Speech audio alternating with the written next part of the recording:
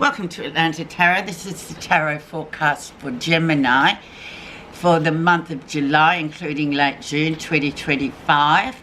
So Gemini, we are currently in the zodiac sign of Cancer, so we're talking about emotions this month.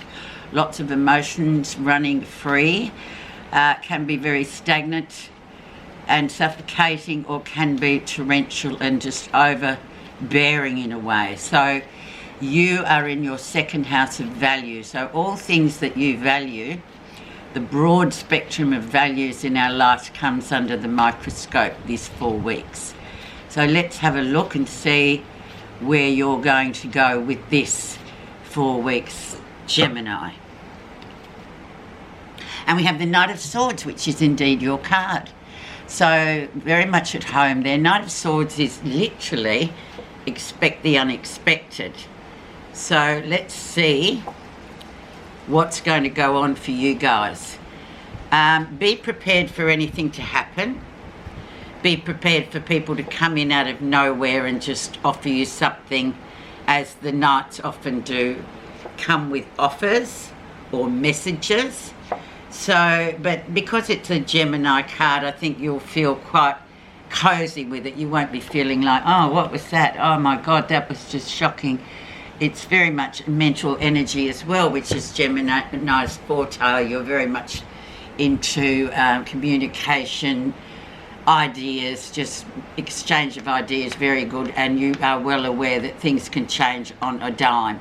So let's get into it, Gemini, and see in your second house of values what's going to happen for you. Where you are right now. Six of Pentacles, doing very well, very harmonious situation. Work especially going really well, giving and taking on equal measures. So there's no, and this should be, you know, this is a good card too for relationships, to make sure that, you know, what you're giving out is coming back to you equally, rather than you being the one to put in, or you being the one to do all the taking and the other one's putting in, because that can lead to, you know, disputes and all sorts of aggravations with people, as we know. But a very nice card to have, especially in terms of your everyday life. Things seem to be going along really well, putting in and getting out, and just in relationships as well. It augurs very well for even if, you know, you feel like your relationship, you know, has been a bit unbalanced lately, well, you can balance it back up by just, you know, putting in an equal measure and reminding the other person that they need to do the same.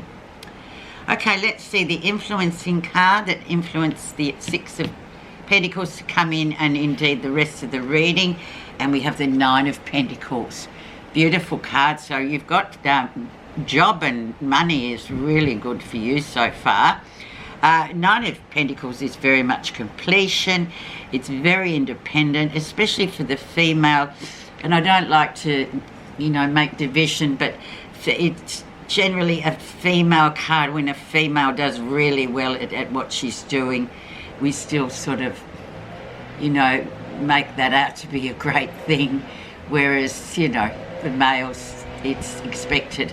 But it's a lovely card to say, yeah, doing really well, very independent, things going along swimmingly, you're getting to where you want to go, you're nearly at completion stage of a project, so all is well in that facet of your life, Gemini.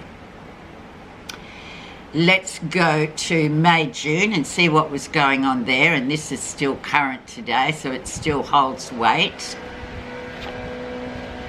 Five of Wands. So yeah, Five of Wands, maybe a bit of a busy time, May, June, very busy, negotiating, sort of roadblocks all the time, putting out fires at work, you know, just constantly navigating your way through. It's sort of a bit of a roadblock type of situation, bit of a battle in a way with other people too, and just learning how to sort of please people and get people on your side that are sort of perhaps putting up roadblocks, and you're just constantly negotiating and navigating.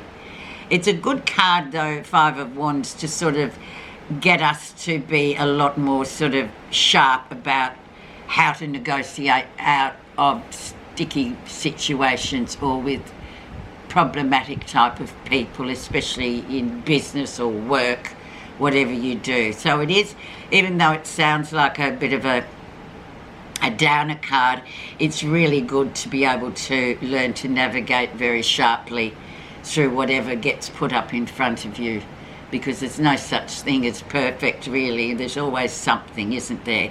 So really nice card. So I guess, you know, you sort of got your reward there already for what was going on in May, June. Let's go down to what's happening. Recent influences. Page of Swords. So yeah, there's things up in the air a bit here, not quite sure. There's something going on or a project going on. It's just in its seedling stage and its very beginning stage, as pages are sort of young, very young, almost babies to children kind of energy. Can be a bit of a gossipy card as well, can be gossipy, and people looking at you on your social media platforms, that kind of thing. Just all bored people that sort of, you know, are around making comments, and it's that kind of a communication sort of thing where you just think, oh God, you know, why on earth are they spending all their time thinking about me or talking to me? Or it's that kind of pesky kind of energy that, yeah, it needs to be grounded, or you need to go, look, I'm not going to give that any air at all, because really it's just coming out of nowhere, or coming out of a very bored sort of individual that just has got nothing better to do. So, and if it's a project you're trying to get off the ground, we know what to do. You've got to feed and nurture it to get it going, but at the moment it's still sort of drifting around in the air. It really hasn't got any grounding to it yet.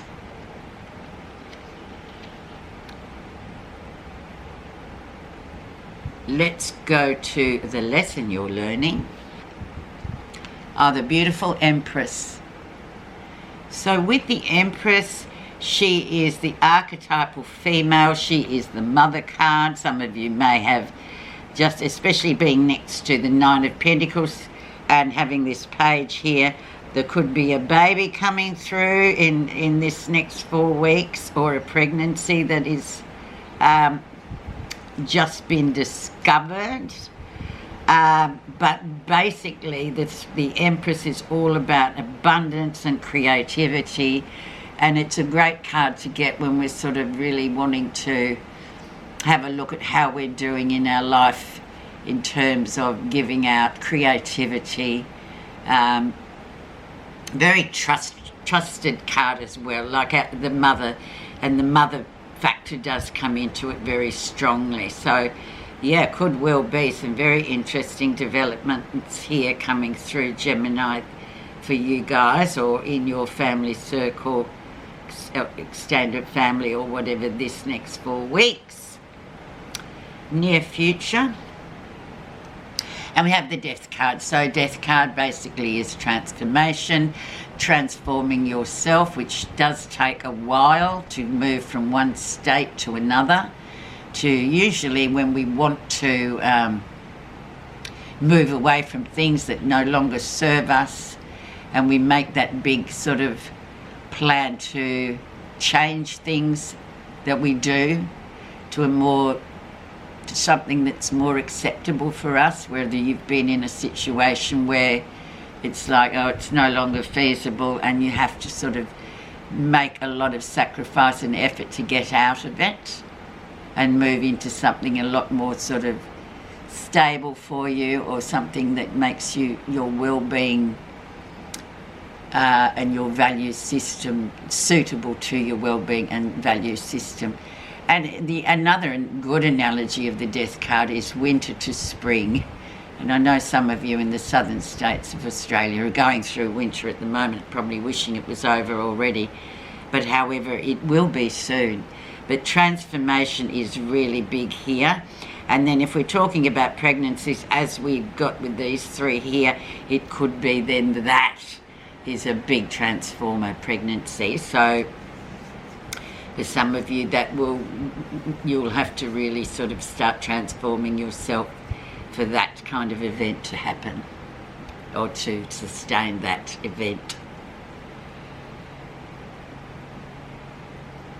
What's happening you're not realising? Knight of Cups again. So offers coming through, just be careful of them at the moment. It's not too... This is a bit of an idealistic card, so if someone comes in, especially this young male energy, it's an immature energy, it's an idealistic energy. You know, it's anyone that says, I want this and I want that and I want everything, I just want everything, but then you sort of think about it in a more mature state of mind and think, yeah, but we can't always have everything we want. Nothing. Sometimes it's a bit of a too good to be true card as well, or an offer that may be too good to be true. In other words, idealistic. So in a perfect world it would be great, but we don't live in a perfect world, so then we have to sort of go back to the drawing board. It's a harmless kind of a card, but then it just asks you basically to watch your emotions, don't sort of go falling into things that may not last very long, in terms of maybe even a relationship. You just think, oh, hang on, bit too good to be true. We'll just shelve that for a little while. So that's what's happening that you're not realising. Could be a person, could be an offer, but just, you know, hang foul with that for a little while before you jump in. How others see you. 6 of Wands, doing really well, absolutely. Homecoming sort of victory, doing well with work. We've got 2 Wands cards now, so they're very much about action, moving forward, lots of energy, doing well, actually doing really well. So that's always nice to be seen as, it's a lovely card. And it talks about the time of Leo, so perhaps at the end of July you'll really sort of ramp up and feel like you're really kicking some great goals for yourself in terms of work and just yourself in general. Positive feelings. And we have good news coming with the Page of Wands. So if you're waiting on good news, here it comes. And it's also about this sort of the beginning or the nurturing of something in its very young stages, feeding and watering it basically. It's a great card for energy as well, and just new things coming in for you. Just great, but especially news coming that you've been waiting to hear. So it's a good news card. It's a nice card to have when you're waiting on news. And you're feeling positive about that. And the outcome. And we have the Chariot, which funnily enough is the card for Cancer. So this is about emotional discipline. So preparing yourself for where you're going. It's almost, as you can see, it's a vehicle. Chariot is a vehicle. And it's about sort of having everything in order before you go on a trip perhaps, or before you sort of go for a new project or something like that. You have to be very disciplined about having everything perfectly ready as you can for that journey. But it's a really nice card to have, and it's often very fruitful for you as well. It could be an overseas trip or just a road trip within the country or wherever you are, but it's the same sort of analogy. You know, you have to make sure everything's there, because you don't want to be sort of sitting in the middle of nowhere with no help. So it's just a great card, and this will be the month of July, June, July. I'll just put a oracle card on this Page of Swords and see what this up in the air sort of energy is. Birth and rebirth.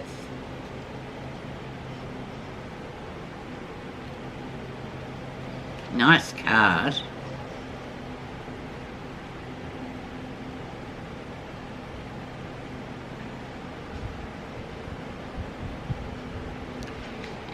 Inspiration and new life are here. Rejoice, for spring is in the air and you're beginning again.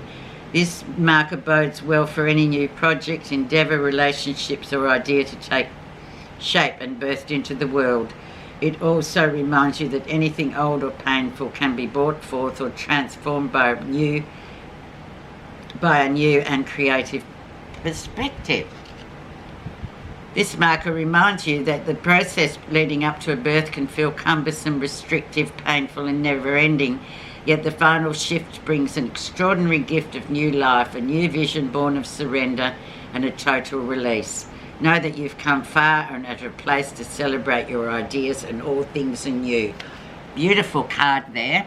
So whatever it is up in the air, birth and rebirth, it's a good thing. So make it manifest. Thanks so much for listening, Gemini. Have a great 4 weeks.